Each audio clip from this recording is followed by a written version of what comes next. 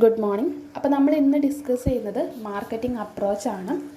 അപ്പോൾ ആദ്യത്തത് പ്രൊഡക്ഷൻ അപ്രോച്ചിൽ പറയുന്നത് ഓരോ കസ്റ്റമറും പ്രിഫർ ചെയ്യുന്നത് വൈഡ്ലി അവൈലബിൾ ആയിട്ടുള്ള പ്രോഡക്റ്റ് ആയിരിക്കും, അതുപോലെ അഫോർഡബിൾ പ്രൈസിന് കിട്ടുന്ന പ്രോഡക്റ്റ് ആയിരിക്കും എന്നാണ്.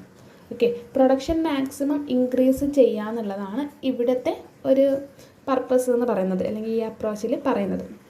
സെക്കൻഡ് വൺ എന്ന് പറയുന്നത് പ്രോഡക്റ്റ് കൺസെപ്റ്റാണ്. പ്രൊഡക്റ്റിൽ പറയുന്നത് എന്താണ്, നമ്മൾ എപ്പോഴും ബെസ്റ്റ് ക്വാളിറ്റി പ്രോഡക്റ്റ് ആൾക്കാർക്ക് കൊടുക്കുക, അങ്ങനെയുള്ള, അല്ലെങ്കിൽ പ്രോഡക്റ്റിന് നല്ല പാക്കിംഗ് ആക്കുക, പ്രൊഡക്റ്റിന് നല്ല ക്വാളിറ്റി ഉണ്ടാക്കുക, അങ്ങനെയുള്ള കാര്യം പ്രൊഡക്റ്റ് റിലേറ്റഡ് ആയിട്ടുള്ള കാര്യങ്ങൾ പറയുന്നതാണ് എന്ത് പ്രൊഡക്റ്റ് കൺസെപ്റ്റ് എന്ന് പറയുന്നത്. സെല്ലിംഗ് കൺസെപ്റ്റിൽ പറയുന്നത് നമ്മൾ സെയിൽസ് മാക്സിമം ഇൻക്രീസ് ചെയ്യുക, അതായത് പ്രൊമോഷണൽ ആക്ടിവിറ്റീസൊക്കെ ഇൻക്ലൂഡ് ചെയ്തിട്ട് നമ്മൾ സെയിൽസ് ഇൻക്രീസ് ചെയ്യുക എന്നുള്ളതാണ് സെല്ലിംഗ് കൺസെപ്റ്റിൽ പറയുന്നത്. ആൻഡ് മാർക്കറ്റിംഗ് കൺസെപ്റ്റ് എന്ന് പറയുന്നതാണ് ഏറ്റവും ഇമ്പോർട്ടൻറ്റ്. കസ്റ്റമറിൻ്റെ നീഡ്സ് എന്താണ്, അല്ലെങ്കിൽ അവരുടെ ഡിമാൻഡ് എന്താണെന്ന് മനസ്സിലാക്കിയിട്ട് നമ്മൾ അതിനനുസരിച്ചിട്ടുള്ള അവർക്ക് എന്താണോ വേണ്ടത് ആ പ്രോഡക്റ്റ് സെയിൽ ചെയ്യുക എന്നുള്ളതാണ്, അല്ലെങ്കിൽ ആ പ്രോഡക്റ്റ് മാർക്കറ്റിൽ അവൈലബിൾ ആക്കുക എന്നുള്ളതാണ് മാർക്കറ്റിംഗ് കോൺസെപ്റ്റിൽ പറയുന്നത്.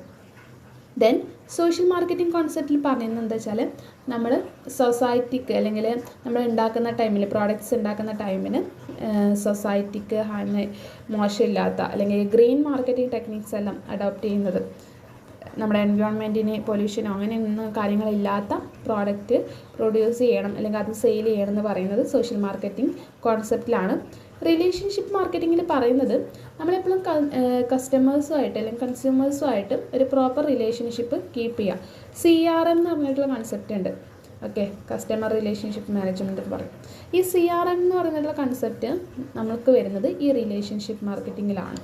ഓക്കെ, ഹോളിസ്റ്റിക് മാർക്കറ്റിംഗ് എന്ന് പറഞ്ഞാൽ, ഹോൾ എന്ന് പറയുന്നത് എന്താ, എല്ലാം, അല്ലെങ്കിൽ മൊത്തം ഇൻക്ലൂഡ് ചെയ്യുന്നുള്ള കൺസെപ്റ്റാണ് ഹോളിസ്റ്റിക് മാർക്കറ്റിംഗ്. നമ്മളിപ്പോൾ പ്രൊഡക്ഷൻ കോൺസെപ്റ്റ് ആയാലും, പ്രോഡക്റ്റ് കോൺസെപ്റ്റ് ആയാലും, സെല്ലിംഗ് കോൺസെപ്റ്റ് ആയാലും, ഇതൊക്കെ നമ്മൾ കോൺസെൻട്രേറ്റ് ചെയ്യണം. എല്ലാത്തിനും ഒരുപോലെ ഇമ്പോർട്ടൻസ് കൊടുക്കണം. നമ്മുടെ കസ്റ്റമേഴ്സിനായിക്കോട്ടെ, സൊസൈറ്റിക്കായിക്കോട്ടെ, പ്രോഡക്റ്റിനായിക്കോട്ടെ, വാട്ടെവർ, എല്ലാത്തിനും ഇമ്പോർട്ടൻസ് കൊടുക്കണം എന്ന് പറയുന്ന കോൺസെപ്റ്റാണ് ഹോളിസ്റ്റിക് മാർക്കറ്റിംഗ്. ഇത് കൂടാതെ ഒരു ടൈപ്പ് വരുന്നത് ഇൻസ്റ്റിറ്റ്യൂഷണൽ മാർക്കറ്റിംഗ് ആണ്. ഇൻസ്റ്റിറ്റ്യൂഷണൽ എന്ന് പറഞ്ഞാൽ വേണമെങ്കിൽ നമുക്ക് ഈ മിഡിൽ മാൻ മാർക്കറ്റിംഗ് എന്ന് വേണമെങ്കിൽ ഒന്നുകൂടി പറയാം അതിന്. ഓക്കെ, എന്നിട്ടിന് ചോദിക്കാം എന്താണ് മിഡിൽ മാൻ, അല്ലെങ്കിൽ അതിലേതാണ് ഇൻസ്റ്റിറ്റ്യൂഷൻ എന്ന് പറയുമ്പോൾ നമ്മൾ ഒരിക്കലും സൊസൈറ്റിയുമായിട്ടൊന്നും കണക്ട് ചെയ്യരുത്. ഇൻസ്റ്റിറ്റ്യൂഷൻ എന്ന് പറയുമ്പോൾ അത് മിഡിൽ മാൻസ് റിലേറ്റഡ് ആയിട്ടുള്ള കാര്യങ്ങളാണ്, അതായത് നമ്മുടെ ഇതിനിടയിൽ വരുന്ന ആൾക്കാർ.